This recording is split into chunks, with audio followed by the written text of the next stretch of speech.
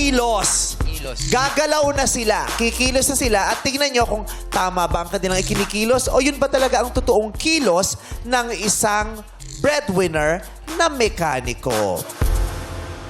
Pinapasok na totoo natin. yan, ah. Yes.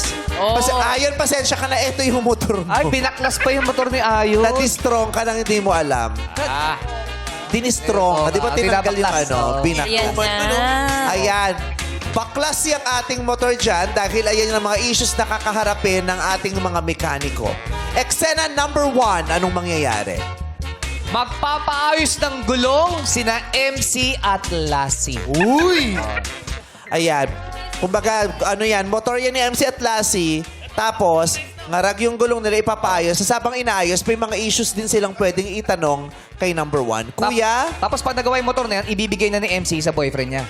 isosoole. Isosoli. Kuya, baba ka na. Kuya, boom! KD Lex, pwede Pwede tayo kayo lumapit lumapit. para makita nyo. Kahit dito lang kayo. Yeah, para makita nyo lang yung gagawin. Action! Kuya, yung gulong po namin nasira, pwede pang ikabit nyo po. Pwede Oh, po. pasensya na, kasalanan mo kasi ang bigat-bigat mo.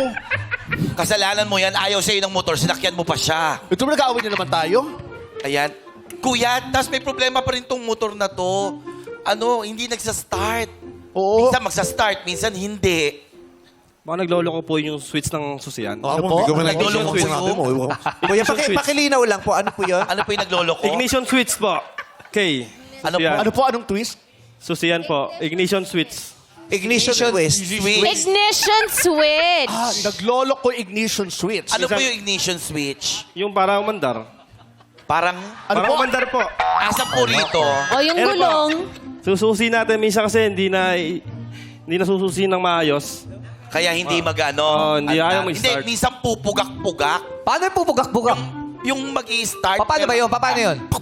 Minsan po kasi nilalamig yung motor mo. Kung hindi mo nagagamit, kailangan painitin. Para, Kuya, butas ba nga lang yung mati ko? Ano po? Kuya, pakilinok muna yung monay sa bibig mo para Wala maintindihan siyang namin kinakain yung sinasabi monay. mo. Ang hirap. Okay, idaw-daw mo muna sa kape para malambot na. Siya daw ang breadwinner. Kumain to ng kabog kanina eh. Umorder sa bakery nila Bambi.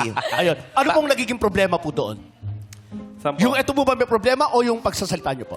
Hindi ko po maintindihan. Hindi. Bakit Kuya, pa- tatambay ba kayo? Gagawin niyo yung gulong. Gagawin ko. Tumambay ka eh. Gawin niyo po yung Hindi gulong. na ayos si Sira. Nakipagkwentuhan. Habang sinasagot niyo sila. So, kuya, habang inaayos niyo yung gulong, so, pag hindi, minsan po, hirap mag-start. Bakit Oo. po kaya hirap mag-start? Bakit po? Sige, gawin niyo po habang nagsasalita po kayo, sir. Ayaw mag-start. Oh, di- Ay, siya papalit ang gulong! Pwede ba yung mekaniko hirap umupo? Malaki na po kasi Hindi, dyan eh. bumuelo lang. Bumuelo. Eh kasi baka usually may stool Huwag mo sila. ako bash usually ah. Diba? Ayan, May yun. stool. Nang ibang bansa ka, uwi ka dito, usually mo ko. Ay, ang galing, oh. Ay, Ayan. ang bilis ha. Ang bilis magpalit ng gulong. Ang bilis din mamatay nung sasakay dyan. Kuya, matibay ba yung pagkagawa niyo ng gulong? Yes naman po. Sure? Nakala Yes. po bang maigi, sir? Yalak po natin mabuti. Lalay. Wow. Si Kuya para si Petit, hirap na hirap umupo, hirap tumayo. Yung bago pa nagawa yung gulong na stroke na. Oh. Gusto mo dito, Ayan, kuya? nakakabit na yata ng maayos. Anong ginagawa, Kuya? Ano po yan? Ini-screw niyo yan, kuya? Sinisave ko lang po. Ano po? Sinisave ko lang po. Sinesafe. Sinisave. Safe. Safety first. Para hindi na matanggal. Safety first. Galing niya. Okay. Okay na po.